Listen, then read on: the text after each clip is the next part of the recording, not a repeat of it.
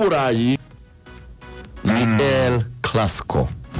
Turayitangira n'itangazo rya Real Madrid yemeza ko iri bujye mu kibuga gukina. Ni igisebo ku ikipe ya Real Madrid gutangaza ko izakina kandi dusanzwe tubizi ko n'ubundi yageze finali. Icyo ni igisebo cya mbere no gufata imyanzuro bahubutse cyane. Barabizi Real Madrid ntabwo ibihe byarahindutse ntiyabimenya, irimo iragirana ibibazo n'abantu benshi kandi bari muri position yo kwifatira ibyemezo. Rero ugirana ibibazo n'abantu bagufatira ibyemezo ntabwo ari bo bahomba, ni wowe uhomba kuko brand ya Real irimo irangirika. Babanje gushwana na UEFA ku bintu bya Super League, UEFA igerageza kwa Justinga Champions League mu buryo bwa Super League yongeramo amafaranga n'ibiki n'imikino iba myinshi nkuko babitekerezaga no gutanga ama privilege ku makipe amwe namwe, ariko ntiyabimenye irongera ivuga ko ikirimo kandi andi makipe yasabye imbabazi anavuga ko avuye muri Super League, bituma batakaza Ballon d'Or nk'akanyafu ka mbere, batakaza Ballon d'Or banga kujya kuyitabira. Ntabwo ko sefera kiba aho kana kikabitse muri championnat. Nabwo Tebas yiprononce avuga ko Real Madrid tari kure kubitanga igitekerezo ku makipe agirirwa favor ku bijyanye n'imisifurire. Ubundi icyo Real Madrid iri kuzira cyanditse neza mu butumwa Tebas yashyize kuri social media. Abati ntibumvikana na UEFA kubera ibi nibi, ntibumvikana nande ni ukuyereka ko umupira w'amaguru ugira abayobozi kandi abayobozi bafata ibyemezo. Javier Tebas yavuze ati Florentino Perez ntagakunda Tebas kubera yuko Tebas ntakurikiza amategeko ye. Tebas avuga ni umuyobozi wa La Liga, umuyobozi wa Champions. Aravuga ati ntagakunda Sefere kubera yuko adakora ibyo ashaka. Arongera avuga undi muntu witwa Rozan ati nawe ntagamukunda akubera yuko atamukorera. Urumva ni icyo kintu ntago arimo akunda ibiganiro amateleviziyo amwe namwe arimo akora kubera yuko badasubiramo amagambo avuga. Muri iki cyumweru Real Madrid yakoze ama video avuga ku basifuzi yabo kuri VAR, video y'iminota 3 uzasifura hagati mu kibuga iminota 6 bagaragaza ukuntu yagiye yibeshya mu mikino itandukanye yagiye abasifurira. Hanyuma umusifuzi ejo muri press conference ejo mbere yuko bajya gukina yararize muri press conference avuga ngo umwana wanjye kwishibirirwa abandi bana bamwita ngo ni umwana w'umujura, ngo papa wawe ngariba ngo yiba Real Madrid, avuga ngo bamukora harassment ku ishuri. Hanyuma Real Madrid kibibonera avuga ngo niba batanabahinduye niba umusifuza dufite urwo rwango mu buryo ashobora kukurira imbere y'itangazamakuru, niba batamuhinduye ntituzakina. Banga imyitozo bangana na press conference. Hanyuma hatangira kuza icyo kintu cyo gututumba. Tebas avuga ati ntitubihindura, niba mudakina ntimuzakine, nta kibazo, ibyo ntacyo bidutwaye. Real Madrid iza kwisubiraho nyuma iravuga ngo twemeye gukina nubwo ibyo byose biharaye, ariko navuga ko Real Madrid niyo yatsinze. Nibaza ko Ricardo de Burgos niwe wasutsa amarira nyuma yuko bamukozeho iminota 6 kuri televiziyo ya Real Madrid bavuga amakosa ye yihariye, baninjira mu buzima bwe bwite. Bamaze igihe babikora ku basifuzi benshi ari muri Espagne. Abasifuzi nabo rimwe na rimwe hari amafaveri bagiye bayima nyine kubera yuko buri match barabakritika kandi za Vinicius rimwe na rimwe bakavuga n'ibitari ngombwa. Nibaza ko ubuzima buri vie privé y'abasifuzi. Uyu mukino aramutse ari kamvuge mu Rwanda cyangwa muri Afrika tuzi haba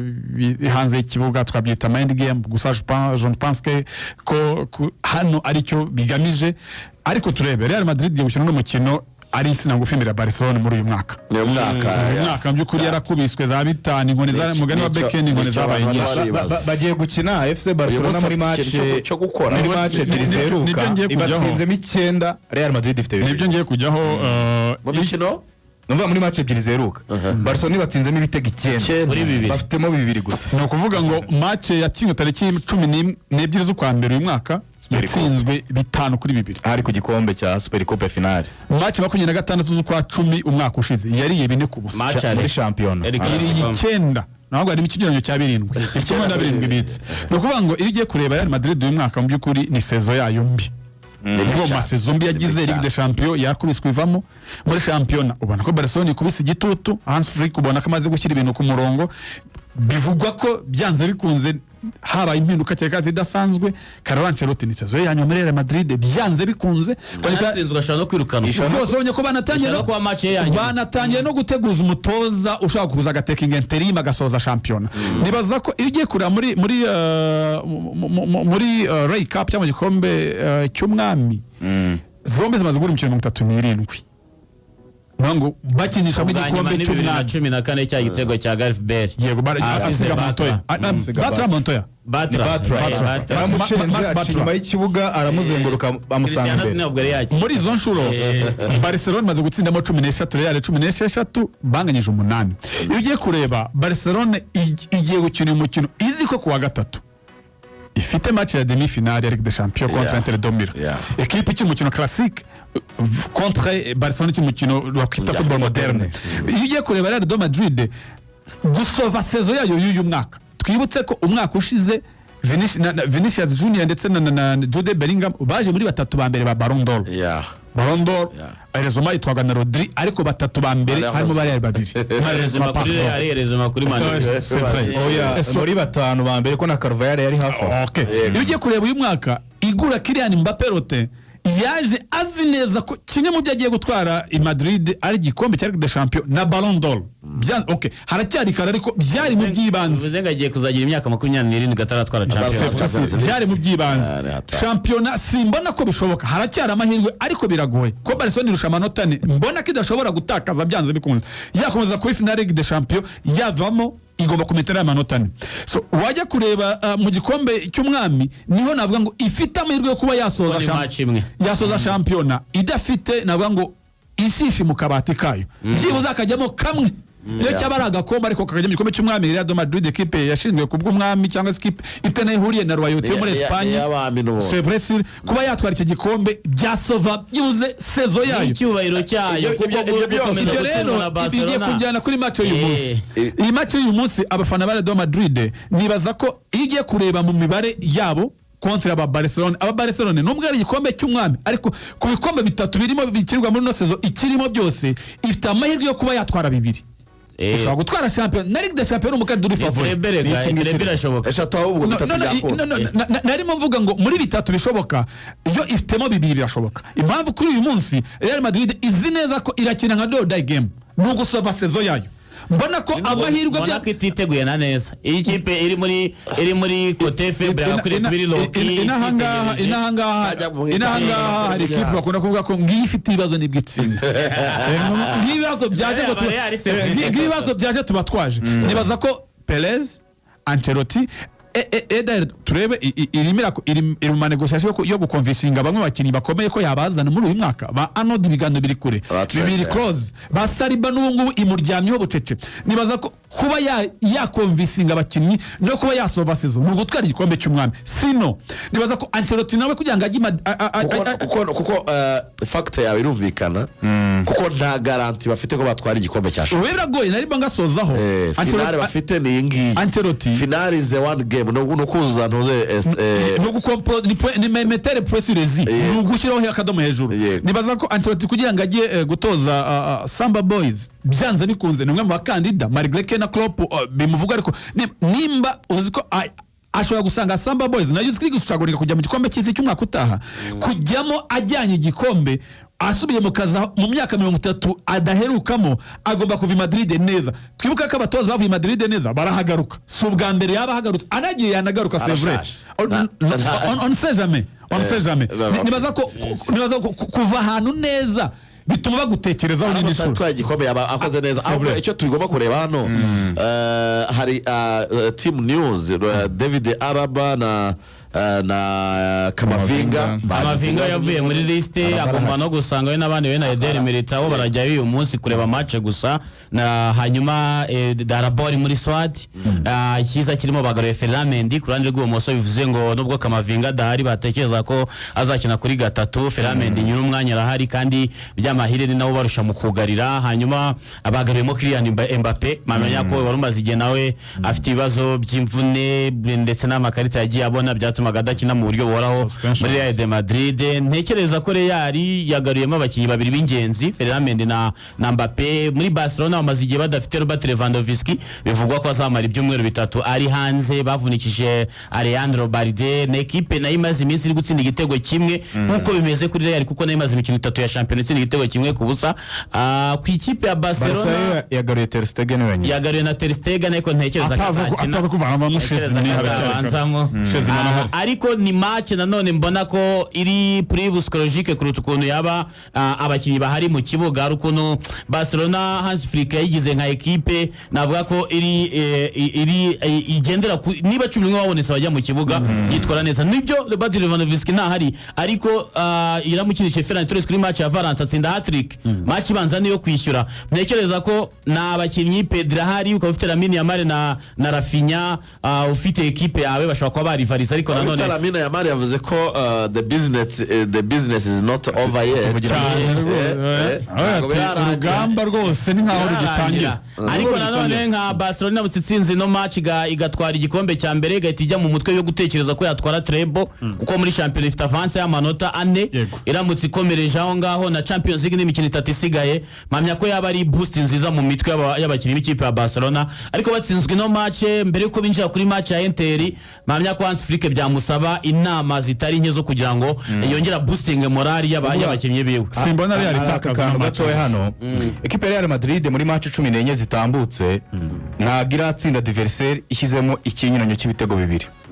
match 14 zitambutse urango nta bitatu kimwe nta bibiri kubusa uretse izo yatakaje harimo za Arsenal zabatsinze bitatu aho yagendaga itsinda ni difference y'igitego kimwe cyangwa bibiri yakabiri ikipe itari hamwe kujya ngo kandi bafite usatirizi twita ko ari ubwa mbere ku isi muri equipe ya Real Madrid mu gihe FC Barcelona bagiye guhura ni equipe imaze gutsinda mu bitego 150 kuzamura urakoze cyane 153 toute competition marushanwa yose FC Barcelona irimo flying iri mu kirere barimo barashaka treble ya gatatu mu mateka yabo ya mbere ya 2008 indi ya 2015 barashaka ningi bayihanze ijisho kandi baracyabona ko bishoboka ya mbere 2009 hari ikintu Carlo Ancelotti atekereza ko agomba guhindura pari raporo ya match ebyiri zitambutse match ebyiri zitambutse Carlo Ancelotti yarinye systeme yabane gutsinda za Getafe yarinye systeme yabane batatu ubwo ndavuga kuri match za FC Barcelona ebyiri zitambutse yatsinzwe n'ibitego 9 iyi systeme yabane batatu yasanze bano basore itarimo ibafavoriza yatangiye kuvuga ati sezo yanjye ngomba kuyisova kuko ngomba gusubira muri bane babiri kuko umwaka ushize w'imikino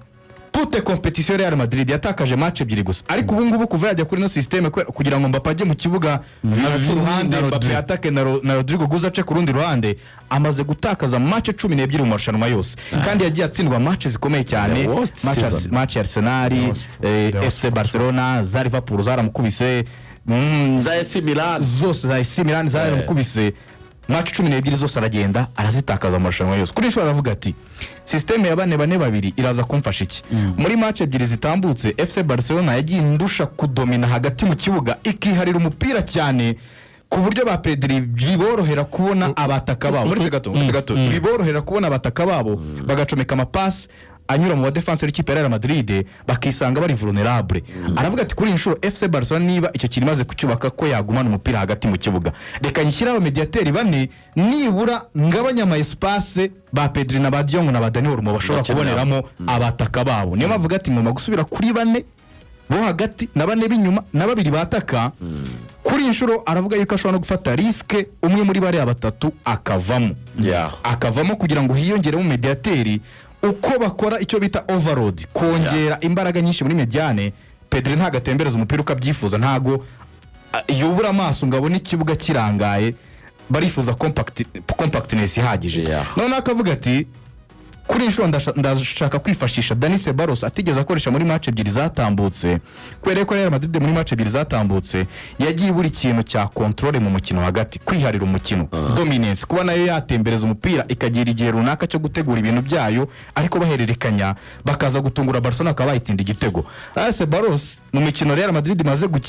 imaze gukina ari mu kibuga byagaragaye ko ishobora gutera pasi nyinshi mu mukino no kura tushe nyinshi no kwiharira umukino bakaba mu mukino runaka no bagiramo agakontrole Pedri yashoboraga kubaha ikintu babuze muri Toni Kroos aravuga ati Ceballos naza kumushyiramo nka piyo iza kunyongerera agakontrole hagati muri mediane ariko FC Barcelona nayo yatakaje Robert Lewandowski wabafashije muri match ebyiri zeruka tuvuga yagiye abafasha yagiye abafasha mu bijyanye no gukora icyo bita link up play cyangwa se guhererekanya n'abamediateri bikorohera barafinya guca mu mande birukangana baramini amani abandi bahugiraho equipe adversaire hugiraho bakayitsinda ama contre attaque Real Madrid yatsinzwe ama contre attaque menshi kuri inshuro Ferran Torres we ntago ari mwiza mu cyo twita link up play ahubwo we nawe ni mwiza mu gushaka ko bamucomekera imipira ngo yirukange nka barafinya Real Madrid yizi iki match ya Celta Vigo na Dortmund Real Madrid FC Barcelona offside trap ni kimwe mu bintu yakoresheje itsinda Real Madrid muri ya match ya mbere yabineze kuko yabararirije inshuro zigera kuri 12 muri match imwe muri zire ebyiri zeruka bituma Real Madrid ibitego yari irimo itsinda biyangira ariko umuvuna waragaragaye kuri match ya Celta Vigo na Dortmund aho match ebyiri zombi Barcelona yari yemi ibitego bigera kuri 6 bitatu bya Celta Vigo na bitatu bya Dortmund returo bya Sergio Girassi hat-trick z'abataka bombi ku ma equipe kuko na Grecia yasetsinze hat-trick aravuga ati kuri inshuro iriya systeme Kylian Mbappe gira impamvu yifuza na Dani Ceballos kuruta ibindi byose arifuza ko Mbappe aza kugira umuntu ushobora gufata umupira hagati mu kibuga agafata umwanya wo gutekereza mu vuma za Mbappe ntabanze kumurariza apana ibintu bihutiyeho ahubwo Mbappe banza witonde ucunga umurongo wa FC Barcelona bazamutse natwe dufatirane nkuko Celta Vigo na Borussia Dortmund babikoze kuko FC Barcelona muri biriya bitego 6 yariye nibura 4 muri byo hafi kuri 5 ni bitego batsinzwe kwera ama contre attaque umwataga gasigarana n'aba defenseur babanyuzemo hari ikintu cyo kureba Claude dusoza nibyo kandi ndajago dusoreza kuri Liverpool nibyo rwose ino Clásico yatuyihorere tuzayisesengura kwa so nibaza ko tujya mu Bwongereza se twirukanke nibaza ko Liverpool byanze bikunze reka turebe Claude gutwara no kwibaza ibikombe biroroshye Patrick rero nta mwanya dufite gusesengura Tottenham ishobora guhagarika Liverpool gutwara igikombe kandi Liverpool isabwa draw gusa byaba ari question y'igihe Tottenham ntago sinibaza ko umutozo w'ikipe ya Tottenham ndetse n'abakinnyi muri rusange bazi neza ko bafite match ya demi finale ya Bordeaux kwa kane ya Europa League nawe nibyo twavugaga mu kanya n'ugusova saison nka Ancelotti mu Bwongereza mwanya ariho 15 nta gushimishije urumva mu bikombe bye mu gihugu byose byaranze muri Europa League Bordeaux niho gihe uzashobora kuba yasovera saison kuba bavuga ko umukino ni nkundi ntago kuvuga ko nyuma y'iminsi 4 ufite match ya demi finale yakugeza ku gikombe wakwikwashagura ku equipe yatwaye igikombe bisa presque byarangiye biragoranye gusa harimo anje equipe inyinshi reba nijoro ni experience ya nijoro Paris Saint-Germain yananiwe unbeaten run kuba ikoza goya historique yo gutwara championnat datsinze yasigaye mu rugo 3-1 kandi ndayishimiye yanatsinze mu rugo pe maze ko Liverpool nayo ishobora kujya kuri iyo precipitation yego kujya kuri iyo precipitation yo ngo turagitwaye abakinnyi bakajya ku gihunga cy'ubusa ariko byanze bikuza amerezo y'inzira ni mu nzu nibaza ko Liverpool ubwayo niyo yakinanirwa gutsinda ariko Tottenham ntabwo yibera intambamye kuko ifite urugamba rukomeye kuwa kane gushaka tike ijya ku mukino wa nyuma muri Espagne muri Europa League kuri stade ya Bilbao. Murakoze cyane no ku rubuga rw'imikino turusoje